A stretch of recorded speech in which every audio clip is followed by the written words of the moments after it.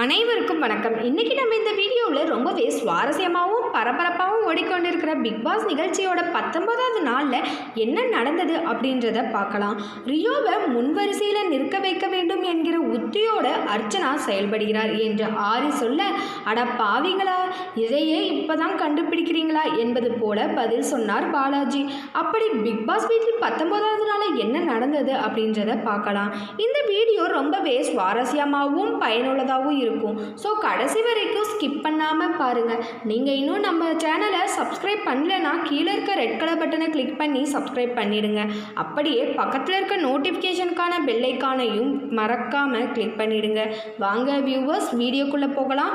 பெரும்பாலான தமிழ் சினிமாவுக்குள்ள நாயகனாகவும் நாயகியாகவும் இடையில இப்படி தான் காதல் உருவாகும். ஒரு சிறிய மூட்டில் அவர்கள் அறிமுகம் நிகழ்ந்து சண்டை வளர்ந்து பெரிதாகும்.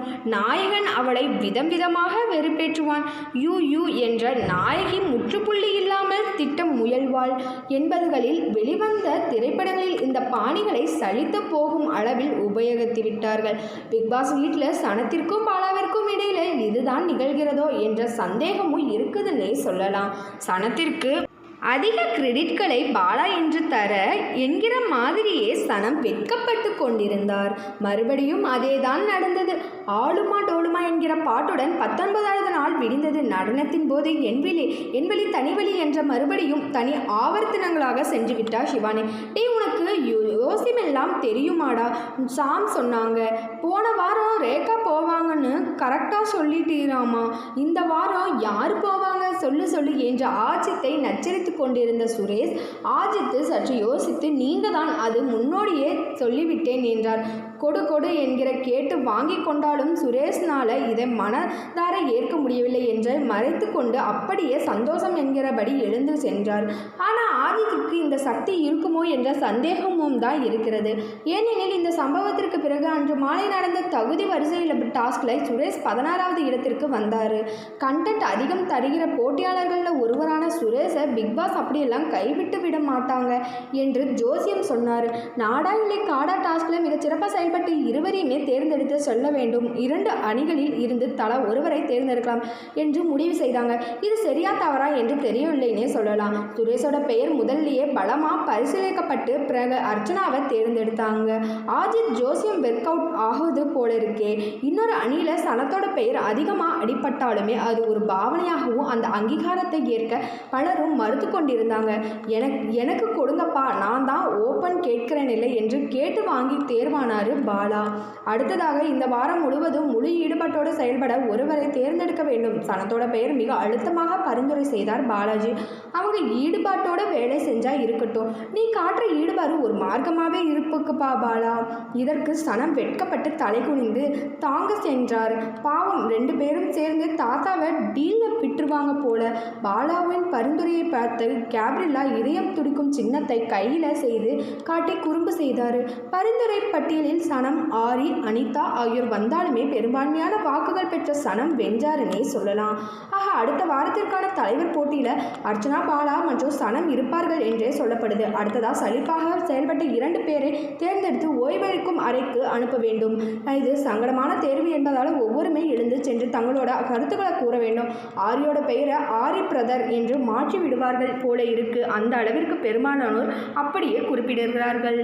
சலிப்பாக செயல்பட்டோரின் தேர்வில் ஆரி பிரதரின் பெயர் அதிகமாக அடிபட்டது.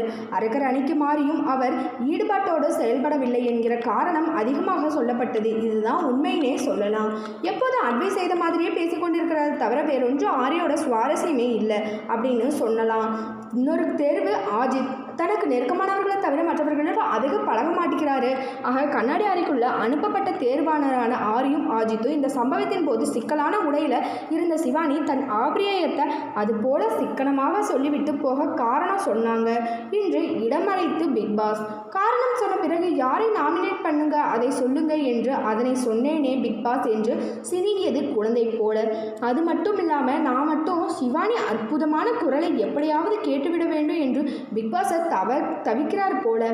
ஆரி தன் கருத்துக்களை சொன்னபோது டாஸ்கில் சிவானியோட ஈடுபாடு அதிகம் இல்லை என்று சொன்னது சரியான விஷயமாகவே இருந்தது. ஆனால் இது போன்ற விஷயங்களில் தன்னை அதிகம் குறிப்பிட்டு செல்கிறார் என்று சிவானிக்கு உரைத்ததோ என்னவோ. இன்றுதான் வாயுவை திறந்து தனக்காக வாதாடி இருக்கிறார்னே சொல்லலாம். ஆனால் அது சுமாரான வாதமாகவே இருந்தது.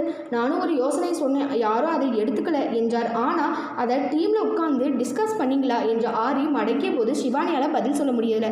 ஒரு நல்லவனுக்கு ஜெயிலுக்கு போகிறதுல பிரச்சனை இல்லை, ஆனால் திரும்பி வரும்போது அதான் நல்லவனதாக இருப்பானா என்று போல ஆரி பிரதர் பஞ்ச் டைலாக் பேசினார். அதுக்கப்புறம் உங்ககிட்ட இருக்கிற பாட்டு திறமையை வச்சு மற்றவங்களை கவர் பண்ணு என்பது போல சொல்லி தம்பி ஆஜித்திற்கு டிப்ஸ் தந்து கொடுத்த ரம்யா ரியோவை முன்வரிசையில் நிற்க வைக்க வேண்டும் என்கிற உத்தியோடு அர்ச்சனா செயல்படுகிறார் என்று ஆரி சொல்ல, அட பாவீங்களா, இதையே இப்படிதான் கண்டுபிடிக்கிறீங்களா என்பது போல பதில் சொன்னார் பாலாஜி. வெளிப்படையாக பேசிவிடுவார்கள். மற்றவர்களின் பழிவாங்குதலுக்கு எளிதில் இலக்கணாவர்களாகவும் தகுதி இருந்தாலுமே அவர்கள் வெளியேறாக அதிக வாய்ப்புண்டு. ஆனால் நட்பின் மூலம் காப்பாற்றப்படுபவர்கள் தகுதியில்லாத போட்டியாளர்கள் கூட இருப்பார்கள் என்று ஜெயில் வாசலில் அனிதா உதிர்த்தது திருவாசகமாகவே இருந்தது. அம்மணி இன்றுதான் தெளிவாக ஒரு கருத்தை சொல்லியிருக்காங்கன்னே சொல்லலாம்.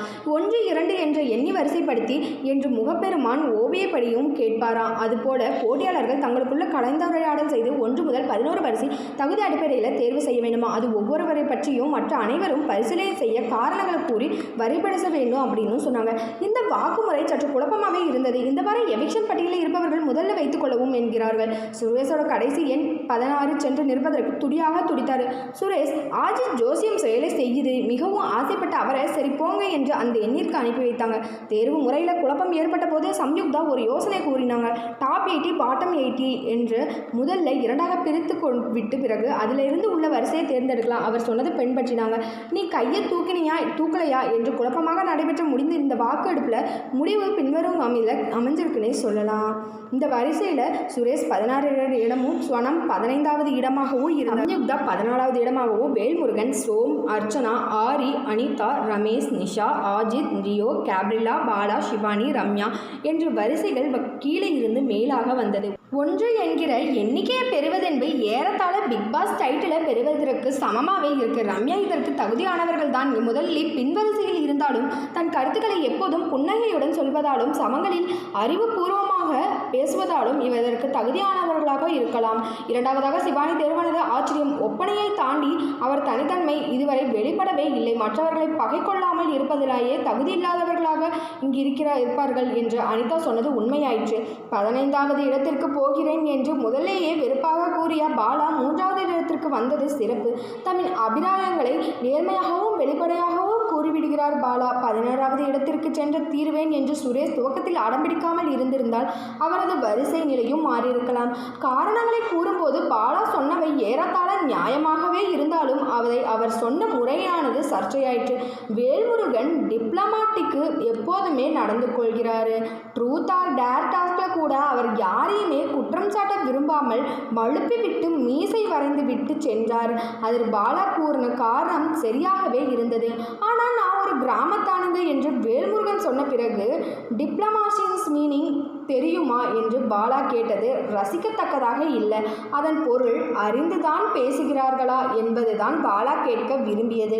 ஆனால் உனக்கெல்லாம் இங்கிலீஷ் தெரியுமா என்பது போல பொருள் வந்ததற்கு காரணமாகவே இருந்தது. அந்த கேட்ட சூழலும் தெனியும். நாம் கேட்கும் தொனியின் மூலம் ஒரு கேள்வியின் அர்த்தமே தலைகீழாக மாறிவிடும். உடம்பு எப்படி இருக்கிறது என்று மென்மையாக கேட்டால் அக்கறை என்பது பொருள். அதையே அழுது கேட்டால் மிரட்டலாகிவிடும். உண்மையில் டிப்ளமோசியா என்பதற்கு சாதுரியம் என்பதுதான் பொருள். ஆனால் வேல்முருகன் பிரச்சனை அவர் வெளிப்படைத்தன்மையுடன் இல்லாமல் இருப்பதுதான். யாரையும் பகைத்து கொள்ள விரும்பாமல் விழுந்து விடுகிறார். நாம யாரும் பம்புக்கும் போறதில்லை, கழுமுக்கும் இழுந்து விடல என்பதே அவர் பாஷையாகவும் இருக்குதுன்னே சொல்லலாம். எல்லா சமயங்களிலேயும் இப்படி இருப்பது மற்றவர்களுக்கு எரிச்சலை தரலாம்னே சொல்லலாம். அர்ச்சனா ஒரு தலைபட்சமாக நடந்து கொள்கிறார். ரியோவோட கோபத்தை நியாயப்படுத்தும் அவர் என்னுடைய கோபத்தை மட்டும் குறை கூறுகிறார் என்று குழந்தைன்னு சொன்னார். ஒன்று வச்சு சரியா போயிடும்னு சொன்னது போல விஷயங்கள் எனக்கு கோபம் ஏற்படுத்தியது. கோபம் ஒன்று கெட்ட குணம் இல்லை என்றாலுமே பாயிண்ட்களை பாலாஜி தெரிவிக்க விட்டது சிறப்பாகவே இருந்தது. ஒவ்வொருவரோட பின்னணியை வைத்து வைத்து தான் அவருடைய கோபத்தை தீர்மானிக்க முடியும் என்று ரியாவிற்கு சாதகமாக வெளிப்பட்ட அர்ச்சனாவோட விளக்கம் ஏற்புடையதா இல்லைன்னே சொல்லலாம். இப்போவும் பாலாஜி குழந்தைன்னு தான் நினைக்கிறேன். அவன் கடந்து வந்த பாதை அப்படி, அதனால தான் டக்குன்னு கோபப்படுறான் என்றார் அர்ச்சனா. நீங்கள் அவனை நல்லா பார்த்துக்கிட்டீங்களா? ஆனால் அவன் உங்களை வச்சு செஞ்சிட்டான் என்று சந்தானம் காமெடி எல்லாம் அர்ச்சனாவிடம் சொல்லி கொண்டு சிரித்து கொண்டிருந்தார் ரியோ. ரியோ, பிக்பாஸ் வீட்டில் குரூப்ஸிசம் இருக்கா இல்லையா? உன்கிட்ட நேர்மையான குணம்லாம் இருக்கு, ஆனால் நீ அப்போ சொன்னது ரொம்பவும் அராஜகம் என்று பாலாஜியோட வில்லங்கமான கமெண்ட்டை பிறகு அழுத்தமாக கண்டித்து கொண்டிருந்தார் சுரேஷ். அடுத்தது ஜித்தன் ரமேஷின் பிறந்த நாள் என்பதனால கேக் வந்தது. அதன் சனம் சொல்லியும் அதை கீழே கூட வைக்காம என்ற நிஷா சொன்னதில் இருந்து அவருக்கு ரமேஷிற்கும் நட்பின் ஆழம் விளங்கிற்று. ரமேஷோட பிறந்தநாள் கொண்டாட்டத்திற்கு அவர் சகோதரர் ஜீவா திடீர் வீடியோவில் வந்து வாழ்த்து சொன்னது இனிய ஆச்சரியமாகவே இருந்ததுன்னே சொல்லலாம். ஆகவே வரிசை எண் 16 கடைசியாக நிற்கிறார் சுரேஷ். ஆஜித்தோட ஜோசியம் பழிக்குமா? இந்த வார கடைசியில் தான் தெரியும். என்ன நண்பர்களே, இன்றைக்கி நம்ம இந்த வீடியோவில் ரொம்பவே சுவாரஸ்யமாகவும் பரபரப்பாகவும் ஓடிக்கொண்டிருக்கிற பிக்பாஸோட 19வது நாளில் என்ன நடந்தது அப்படின்றத பார்த்தோம். இந்த வீடியோ உங்களுக்கு பிடிச்சிருந்தது அப்படின்னா லைக் பண்ணுங்கள், ஷேர் பண்ணுங்கள். அப்படியே கீழே இருக்கிற கமெண்ட் பாக்ஸில் உங்கள் கருத்துக்களை மறக்காமல் பதிவிடுங்க. இது போன்ற பல பயனுள்ள தகவலை பெற நீங்கள் இன்னும் நம்ம சேனலை சப்ஸ்கிரைப் பண்ணலைன்னா கீழே இருக்க ரெட் கலர் பட்டனை கிளிக் பண்ணி சப்ஸ்கிரைப் பண்ணிடுங்க. அப்படியே பக்கத்தில் இருக்க நோட்டிஃபிகேஷனுக்கான பெல் ஐகானையும் மறக்காமல் கிளிக் பண்ணிடுங்க. நன்றி வியூவர்ஸ்.